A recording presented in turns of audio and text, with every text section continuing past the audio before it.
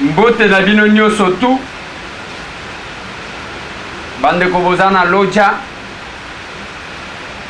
bandeko boza na Kisasa, ba oyo baza na Genève,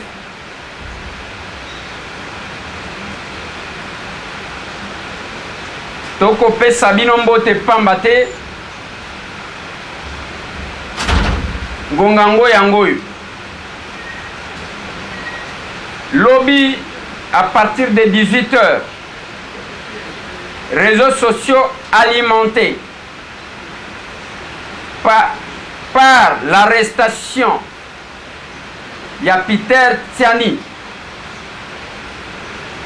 journaliste et responsable du magazine Le Vrai Journal. Na Lodja, affrontement batu bakufi na kati wana policier moko.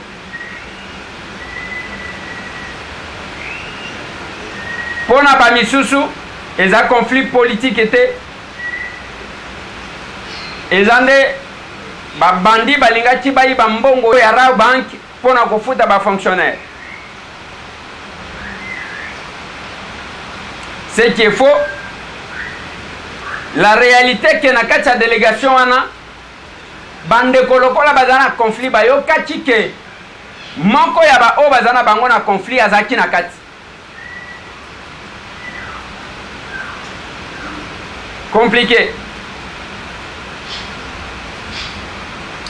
Mais na kati wana batu bakufi comme d'hab liwa batu eko salata batu eloko moko te. Mbujima iboni kuna akoma kito akoma kite nani tokotanga kombo te po koma système ya otanji kombo bakangisi yo na tunika akoma kito akoma kite nazo pesa bino éclaircissement yango tokosala eloko oyo ya mukuse éclaircissement sur l'arrestation de Peter Tiani. Bien sûr bolandaki ezalaki na 18h nazwi coup de fil et pas Peter que awa nazomona clair te baye kokanganga toye kokita na kuti bango na district ya Kalamu na la police tangu natali na moni ba oyo baya kokanganga na tuni bango kaka bino lisusu Peter Tiani est aux arrêts, c'est confirmé. Ils ont intoxité, ils ont formalité, ils ont lokutate. Naye to sengi manda. Balobi yo avocate to la kisayeka. Bala kisi etango azotanga pe na zotanga. Likambo ezanini na kati ya manda ba comité que en réalité eza mutu boy. Mais système il y a mandat d'amener, pas d'invitation, pas de convocation, pas de mandat de comparution, et ça un mandat d'amener. Et ça les maka pona ba journaliste. Ndenge bakanganga, ndenge bakangi Peter Tiani. Bomonaka tangu bakanga kingai, moi mobali wana zalaki ofuru ya moulin parce que to s'organisa. Wanasko na lingala o s'organiser. Sikoyo eza lokola na présent simple. C'est comme ça? Simple present. Au bazolo en anglais.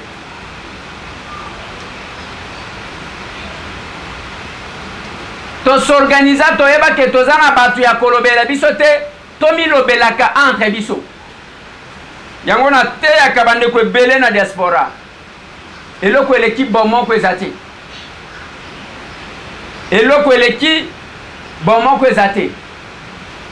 Peter Tiani tangu totali toyoki soupçon ya ke compte tenu ya élément oyo mbongo ebungaki na ndaku na ye oyo toyokaki kenganga moko ayaki alatisi bana babrasele yango Bruno Tshibala premier ministre aurait, j'utilise ça,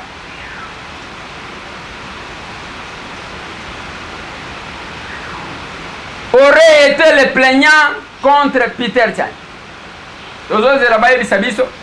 Mais que ça tombe à côté, je doute fort, et ça pour Nayang. C'est une question que Bisson Nyon doit aborder. Au lieu de démentir, Aponi Nzela ya justice. Justice Owat. Premier ministre contre un simple journaliste, Peter Tiani. Pas de match. Il n'y a pas match. Au lieu de correspondre à pas besoin de Congolais. Bozali kolekisaka temps ya kokangisaka ba journaliste. Pena ngo ndenge bakomi na mandat d'amener balobi ekoki kozala 2 mois. Et après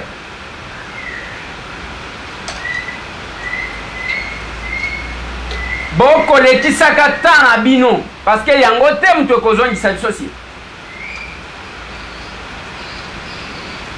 To squander your time. Bozole qui s'attend au bokoti kotia au profit des Congolais. Tozeli bande konangai jusqu'à 20 heures passées. Bokomona cortège. Cortège wana bokomona. Yango wana eko kende na Peter Tiani. Awa ndeko nanga Peter Tiani yeyo awa bakomemaka ye. Yebisaka mpe bango batika kokanga biso. Basalaka soki batindi bango bayebisaka biso ke bokeba biso wana tozo ya déplacer. Bazui jeep moko ya la police ezana ba farte ba far pas que eza en place mais ezo pelate te ezana ba farte. Omoni ndenge ba la kisaka demo moko abimela ka bato azana misute. C'est la jeep. Jeep wana bazui Peter batie na mutuka wana boko mona na katikati biso wana na nzela. Voilà, toza na nzela wana tokende kotika Peter Tiani na parquet. Il est 20 heures passées. Oyo mutuka wana boko mona liboso eza mutuka oyo ezali na Peter Tiani oyo baye kokanga parce que apesaki information au site moko epesaki sur le détournement ce qui mouyi bimoko salemaki côté à na résidence ya premier ministre. Bon, liberté ngoka yango yo to éviter bakangaki depuis 17 heures on a donc longwa district ya Kalamu donc kende tozana nzela là c'est la voiture oyo ezana Peter Tiani liboso wana soki botali malamu ezana type mobimba ya la police réquisitionnée mpona yango. Oui, voilà.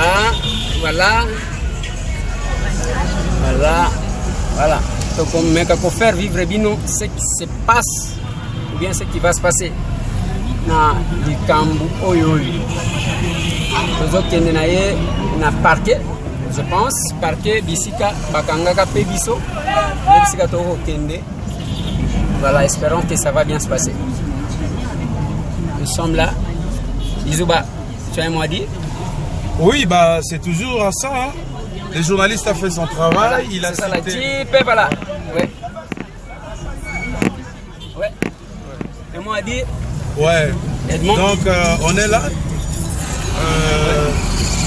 Moi je commence d'abord par condamner la manière dont notre ami a été pris dans son bureau, cueilli comme un fruit, comme une main. Il était là en train de travailler, 2 hommes, 2 en uniforme, 2 autres en tenue civile, sont venus le prendre sans document. Ouais. Même si on doit faire son travail. Mike, nous sommes déjà en route vers le parquet. Oui, tu as commis déjà presque Pongabi. Nous sommes en train de partir. D'accord, c'est bon. Merci. Oui, Edmond. Oui, ce n'est pas de cette Mike manière. qui a appelé là. Okay. Ouais. Ce n'est pas de cette manière qu'on pouvait arrêter un journaliste. Quand j'ai dit ça, c'est en connaissance de cause.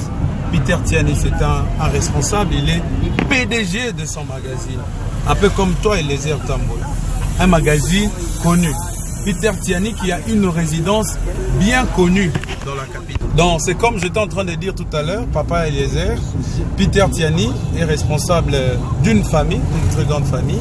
Il est responsable directeur PDG de son journal, de son magazine. Il est également, c'est un entrepreneur. Donc nous regrettons que des responsables qui servent pour le pays, gratuitement d'ailleurs, qui aident à travers sa production ou ses productions, que l'action gouvernementale soit orientée vers le petit peuple. Voilà comment il a été cueilli aujourd'hui. On nous a tourné en bourrique, d'où nous venons, au district de la Funa. On appelle ça commissariat, commissariat de la Funa, où il a été également placé en garde à vue, au lieu de les ramener directement devant son juge naturel. Et l'heure à laquelle Peter a été arrêté, c'est une heure bien connue. L'administration ne fonctionne pas. Ça, c'est Olenankoy. Déjà, apparemment, c'est Olenankoy là qui. J'ai vu un policier, ça sortait de chez lui. Je pense que c'est. La trahison paye, hein, Edmond Izouba. Bah, il n'est pas avec nous, j'imagine. Hein? Oui. Ça me tonnerait. Mais ça m'étonne qu'il soit dans les cortèges. Oui. Oui, voilà. Voilà, il nous a dévancé, donc on s'en fout de lui. Oui, au niveau maintenant, à quel niveau sommes-nous? Ici, nous sommes devant le palais du peuple. Il y a l'espace du cinquantenaire, je ne sais pas si je peux appeler ça comme ça. Nous sommes en train mais de la Jeep là, de la police n'a pas de phare. Hein? N'a pas de phare. La Jeep n'a pas de carburant. Ouais. C'est vous d'ailleurs qui venez de payer le carburant pour... voilà comment c'est en train de fumer. Donc on ne peut pas diaboliser notre police, mais voilà. Donc même l'État qui envoie ses policiers pour qu'on arrête les paisibles citoyens ne s'occupe pas bien de ces policiers. Et donc nous sommes tous victimes de ce qui se passe dans ce pays qui n'a pas de nom. Je ne sais pas si... qu'est-ce que je vais dire par rapport à ça, quel nom je donnerai par rapport à tout ce que nous voyons ici. Donc c'est vraiment regrettable pour la RDC, République démocratique du Congo, où les textes légaux devraient s'appliquer dans le moindre détail, mais c'est de violation en violation. Nous sommes en train de partir, boulevard Triomphal. De l'autre côté, c'est l'université. Je ne sais pas si les étudiants ont commencé déjà leur pratique ici. Il y a le PNMLS, il y a l'église du centenaire, l'église protestante. Nous sommes en train d'avancer. Bientôt, nous allons prendre 24. Je crois qu'on s'achemine vers le palais de justice où se trouve les parquets général de la Gombe. Ouais, là où on a été, ça c'est... Ouais, là où Eliezer est habitué. Papa Cachot, Papa Eliezer. Alors, on avance, on va prendre 24. Voilà. Voilà, c'est les journalistes qui est malmené dans cette petite voiture. Vite qu'on voit. Je crois qu'il y a 4 policiers dedans. Le journaliste est confiné. Dans une même voiture, obligé de le faire. Voilà, sa mère vient de sortir, on est en train de l'apercevoir, la main de Peter. Je ne pense pas que ce soit sa main parce que lui est au milieu là. Il est au milieu, voilà. Je me rappelle quand on m'a vu. Voilà, je vois, j'essaie d'apercevoir sa silhouette à distance. Ouais, il est confiné au milieu, obligé de faire avec. Mais nous espérons qu'un jour, nous aurons une vraie justice où on traitera des gens comme des hommes, on le traitera dignement. Parce que là, on se rend compte qu'on est esclave de nos propres rêves. Ouais. On imaginait qu'avec le départ de Mobutu, nous, surtout le pratiquant de cette profession, nous les journalistes, les conditions allaient s'améliorer parce qu'on devrait vraiment faire notre travail comme il se doit. c'est le même musellement que nous avons subi. Ici à Kinshasa, n'oubliez pas, il y a des autorités qui insultent les journalistes. On nous insulte de tous les noms d'oiseaux. Nous sommes soit des minables journalistes, soit des vauriens, des Ouais, Edmond. Ouais, Peter est là, en train d'être acheminé. Déjà, je signale que nous venons de dépasser l'espace Assanef, le funérarium, l'université Révérend Kim. Il y a également la paroisse qui est devant nous, la cathédrale Notre-Dame du Congo que nous venons de passer. Peter Tiani est toujours là. Peter Tiani a fait son travail. Peter Tiani a eu à dénoncer un fait qu'on peut qualifier d'insolite, un fait informationnel. Courageux qu'il est, il a même cité la source. La source, c'est un média en ligne, célèbre aussi connu, qui ne se verse pas dans des rumeurs ou dans des spéculations, a livré une information autour de la famille de Tchibala. La disparition qu'il y a eu en liquide d'une somme d'argent gigantesque, et ça a éveillé l'opinion. Peter a joué le rôle de relais. Relais pourquoi? Parce que on ne peut pas comprendre dans un pays, dans une ville où la population souffre extrêmement, qu'il y ait de l'argent en liquide en circulation d'une telle somme. Donc pour Peter qui était choqué et toute sa rédaction, il a voulu à ce que ces faits soient révélés dans l'opinion. Donc j'estime que Peter aujourd'hui est victime de sa bonne foi, est victime de sa propre profession qui lui oblige d'informer, d'être comme, je dirais, le courroie de transmission des informations, tablant sur les antivaleurs. Et voilà des antivaleurs comme ça qui devraient même stimuler les organes judiciaires, notamment le procureur, pour aller se saisir de l'affaire. Cela n'est pas le cas, c'est plutôt Peter qui subit le musellement, qui subit la pression, qui est traqué comme un singe, comme un animal, voilà, confiné dans une petite bagnole, conduit voilà, au cachot. Il va passer, je crois, sa première nuit aujourd'hui, parce que même s'il faut les juger, et on ne le fera pas maintenant, là, on est obligé de marcher sur des histoires comme ça. Ouais. On ne sait pas si on va perdre le pneu, mais on avance quand même. Ouais. Voilà. Voilà. C'est maintenant le boulevard. Ils sont en train de faire de leur mieux pour nous éviter cette exclusivité. Ouais. Mais nous sommes quand même des professionnels. Nous utilisons nos caméras cachées pour permettre à ce que l'opinion soit au courant de ce qui se passe. Voilà. Voilà, un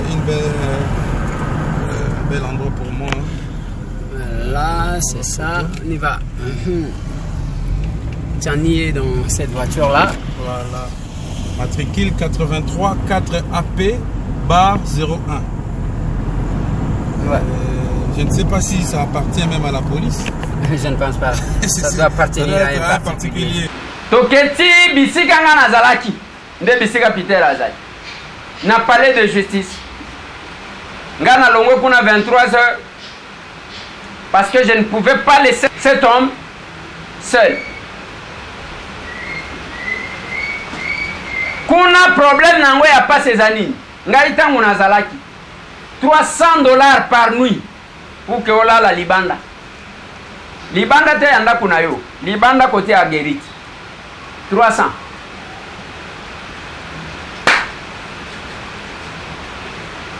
Et nous avons payé $250.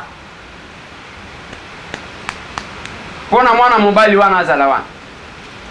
Quelques avocats bayaki wana, maître Mbaki ayaki. Na simanango au maître Hervé Diakes, yaba Congolais debout, il a dit que moi namboka syndicat Tindie a dépêché rapidement. Merci beaucoup na syndicat de Kolo. Eux a réagi Saka à la minute. Et c'est pénible. Ngana koti ko profiter de l'occasion ko yebi sabino que mbongo ya GoFundMe oyo basalelanga quand j'étais arrêté ti lelo nazwa yango te na ekoma na maboko na nga te. Il semblerait que la procédure est si longue. Na nazwa mbongo wana te. Ouais, na nazwa yango te. Na nazwa yango te. Mbongo oyo basangisaka mpona nga ntango nazalaka na boloko. Na nazwa yango te. Tout ce qui s'est passé n'a pas dépensé mosusu. Je me suis débrouillé moi-même pour nous répondre.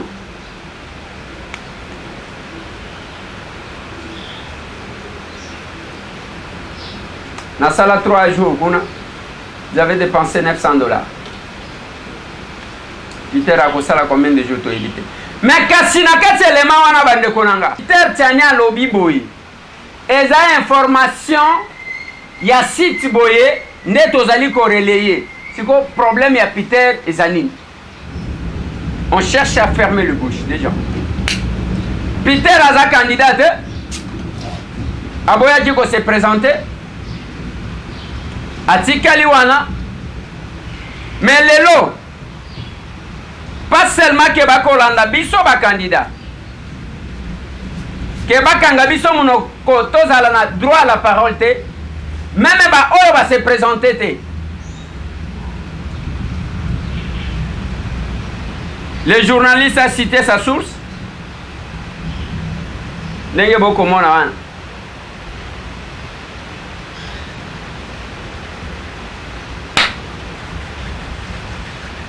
Si tokomi bisika toyaki kovanda. Bisika nazaka kovanda. Na vandi na mwana mobile wana jusqu'à 23h ndenge na kolo. Nde bande ko mususu bayeko ya. Ba Mike Mukebai bayeko ya. Ba leki nanga Serge Kindomba bayeko ya.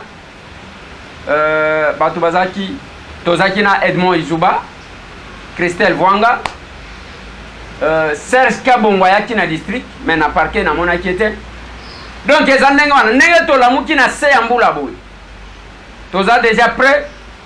To kende koyoka qu'est-ce qu'on reproche na Peter. Mais je connais la maison.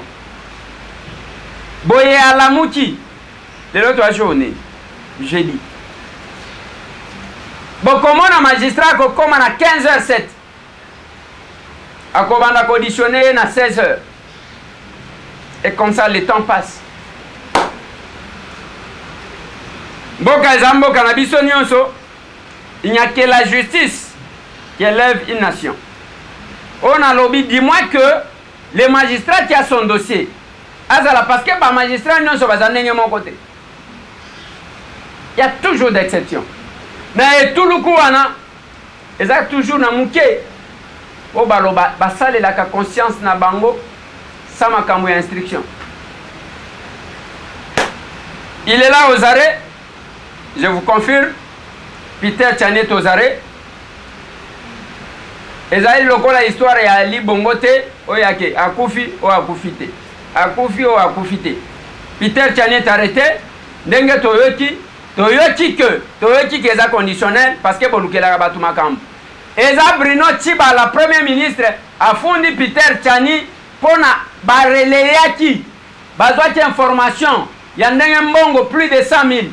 Kuna tangu tokomi policier moko alobi bozolo ba 100,000 mbongo ezalaki 300,000 policier moko alobaki na ngandengwa tangu tokomi kuna ndeko Eliezer boza kutu na information te ezalaki $300,000 ndem to bungaki ona policier moko koya kotuna ngate policier nini koya kotuna ngate bozolo kelaka batu ba makam. Donc au lieu justice batu na premier ministre mopiko ya mbongo ekoma kovanda. Parce que pour un montant de $300,000, c'est que Mongo Wane Zalaki a 3 millions. Les bailleurs ont quelques briques. Au lieu d'orienter l'action de l'État, il y a combien de fonctionnaires de l'État? Combien de salaires il y a de fonctionnaires de l'État? Te bango bazakuna te mbalamoko. Yango na lobaki même na bandeko oyo bayaka kozwa biso. Na lobi papa. Tozo salela quand même mboka oyo musala. qu'est-ce qui vous manque ya ke batindi bino toyebi ke batinda bino kaka obengi ya déplacer bango wana batindi biso